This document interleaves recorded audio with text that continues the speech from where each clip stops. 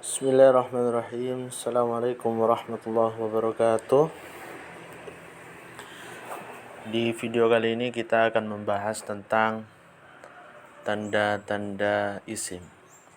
Penulis kitab Al-Ajrumiyah rahimahullahu mengatakan, "Falismu yu'rafu bil khamdi wa tanwini wa dukhulil alifi wal lami wa hurufil khamdi wa hiya min wa ila wa an wa ada wa fi wa rubba wal ba'u wal kaf wal lamu wa hurufil qasami wa hiyal wawu wal ba'u wat ta'u." Isim dapat diketahui dengan khafat harokat kasrah. Yang kedua tanwin, tiga maksudnya alif dan lam. Yang keempat maksudnya huruf-huruf khafat. Huruf-huruf khafat itu min artinya dari, ila artinya menuju atau sampai atau ke, an dari, ala di atas, fi di dalam, rubba jarang sekali atau betapa banyak, betapa banyak,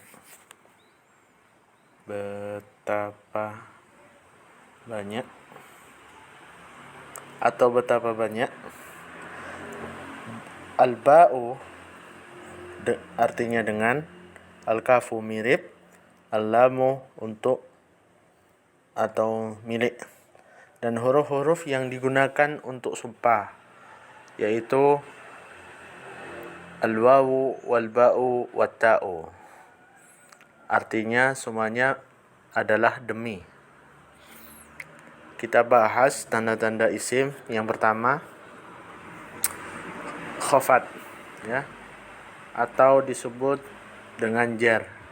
Khafat, kalau dengar kata khafat atau jar itu artinya sama, yaitu perubahan khusus yang ditandai kasrah dan tanda-tanda penggantinya yaitu ya dan fathah. Khafat itu istilah kasrah bagi madhab Kufah, ya, madrasah Kufah. Ya, ini maksudnya madrasah bahasa Arab yang ada di Kufah. Istilah jar itu khusus untuk madhab atau madrasah Basrah. Kemudian contohnya Bismillahirrahmanirrahim. Setiap kata ismi Allahi Ar-Rahmani Ar-Rahimi adalah isim karena ada kasrah di akhirnya. Kemudian yang kedua tanwin. Apa itu tanwin? Tanwin itu nun sukun yang diikutkan pada akhir isim secara lafadz atau ucapan, berbeda secara tulisan. Jadi tanwin itu dua dhammah, misalnya kitabun, dua fathah kitaban, dua kasroh kitabin, ya. Contoh katanya Muhammadun, Ustadun, Akidatun. Setiap dari kata-kata ini isim adalah isim karena adanya tanwin pada akhirnya. Kemudian yang ketiga masuknya alif dan lam. Contohnya al-ilmu, as-sabru, al-insanu. Al-ilmu itu artinya ilmu, as-sabru artinya sabar, al-insanu artinya manusia. Setiap kata-kata ini adalah isim karena masuknya alif dan lam padanya. Nah, ini sebagai catatan, ciri isim alif lam dan tanwin itu tidak boleh berkumpul dalam satu kalimat isim. Isim yang dimasuki alif lam tidak boleh ditanwin, begitu sebaliknya. Misalnya al-ilmu, tidak boleh kita katakan al-ilmun. Nah, dalam bahasa Arab itu salah. Kaidahnya adalah tidak boleh alif lam itu berkumpul dan tanwin berkumpul dalam satu isim. Ya, itu tidak boleh. Jadi salah satunya harus dipisah. Kalau mau nulis kalimat itu yang ada alifnya, alif dan lamnya, al-ilmu ya. Kalau sudah ada alif lam tidak boleh tanwin. Kalau sudah tanwin tidak boleh dikasih alif lam. Ilmun. Nah, itu kan akhirnya ada tanwin. Itu tidak boleh kita kasih alif lam. Nah, dan kita lanjut ke tanda yang keempat, yaitu masuknya huruf-huruf khafat. Contoh yang pertama min, itu artinya dari. Contoh kalimatnya kharaja Zaidun minal baiti. Zaid keluar dari rumah. Kemudian yang kedua ila, artinya ke. Contoh kalimatnya dahaba Ahmadu ilal madrasati. Ahmad pergi ke Zahaba Ahmadu ilal masjidi ya. Dahaba Ahmadu ilal masjidi. Ahmad pergi ke masjid. Kemudian yang ketiga an, dari. Contoh kalimatnya akhadtu al-kitaba anil maktabi. Aku mengambil buku dari meja. Dan contoh yang keempat ala, di atas. Contoh kalimatnya al-kitabu alas sariri. Buku itu di atas ranjang. Contoh yang kelima fi, artinya di dalam. Fi qulubihim maradun fazadahumullahu marada. Di dalam hati mereka ada penyakit, lalu Allah menambah penyakitnya itu.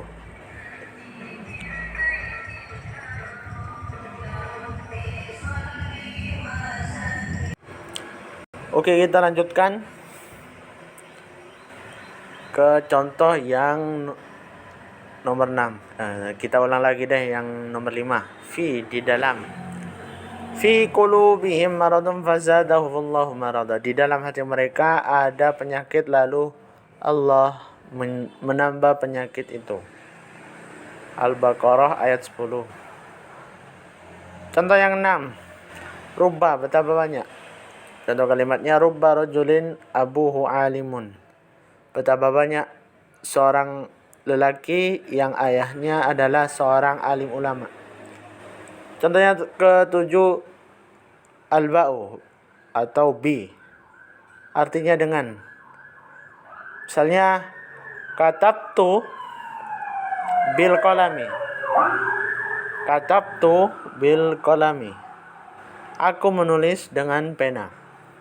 Kemudian contoh kalimat yang nomor 8 al-kafu. Al-kafu atau ka, artinya seperti atau mirip.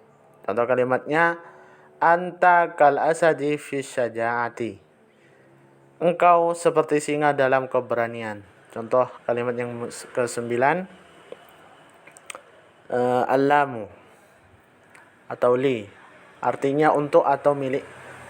Contoh kalimatnya al-kitabu li Zaidin. Buku itu milik Zaid. Nah, termasuk huruf-huruf khafat adalah huruf qasam, yaitu huruf yang menunjukkan sumpah. Apa huruf qasam itu? Ada 3. Al-wawu, wal-ba'u, wat-ta. Semuanya artinya adalah demi. Contohnya al-wawu dalam Quran surat At-Tin, wat-tini waz-zaitun, demi buah tin dan buah zaitun. Kemudian contoh huruf qasam yang kedua al-ba'u. Contoh kalimatnya billahi ma kadzabtu alaika ya. Billahi ma kadzabtu alaika. Demi Allah aku tidak berdusta kepadamu. At-ta'u. Contoh kalimatnya tallahi laqad asarallahu alaika. Demi Allah sesungguhnya Allah telah melebihkan kamu di atas kami. Jika kamu bertemu masuknya huruf khafat pastikan dia adalah isim. Ya, jika kamu menemukan dalam Al-Quran salah satu dari huruf-huruf khafat yang telah disebutkan tadi, maka hukumi kata setelahnya itu isim, ya. Selanjutnya ada beberapa tanda isim lainnya. Yang pertama, didahului oleh salah satu dari huruf nida. Huruf nida itu huruf panggilan. Contohnya, ya Muhammad, ya Ustadz.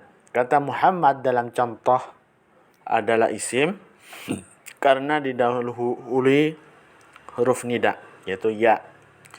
Kemudian yang kedua bersambung dengan kata lain, yaitu kata majmu'. Contohnya baitu Muhammadin. Kata Muhammadin dalam contoh tersebut adalah isim karena dia majrur, bersambung dengan kata yang lain. Jadi dalam istilah bahasa Arab itu adalah mudhaf dan mudhaf ilaih. Kalau dalam bahasa Indonesia itu kata yang majmu'. Baitu Muhammadin, baitu itu mudhaf, Muhammadin itu mudhaf ilaih. Mudhaf ilaih itu harus majrur. Majrur itu kasrah selamanya, ya.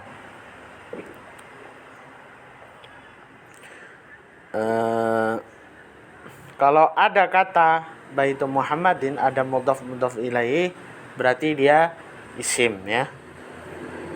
Itu dulu yang dapat saya sampaikan. Semoga bermanfaat. Untuk pertemuan selanjutnya kita akan bahas tentang tanda-tanda fiil. Assalamualaikum warahmatullahi wabarakatuh.